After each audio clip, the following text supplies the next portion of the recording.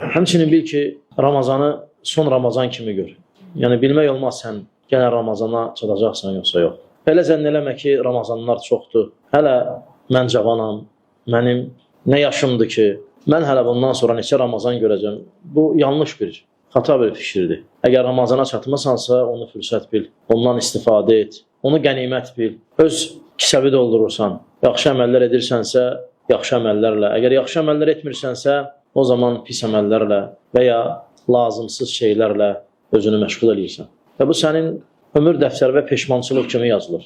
Və sən heç nə əldə edəmirsən. Ona görə nədir bizə vacib olan bu fürsəti, bu ayı, bu dəqiqələri oruclu halda, Quran oxumaqla, yaxşı əməllər görməklə, təravih namazlarını məscidlərdə qılmaqla keçirməkdir. Demə inşallah axırıncı 10 gün, demə inşallah falan. Bunlar hamısı şeytanın vəsvəsələridir, insan alladır. Və insana uzun-uzun arzular vəd verir. Halbuki sən bilmirsən sabah və birisi gün və axırıncı 10 gün. Allah bilir, çatacaqsan yoxsa yox.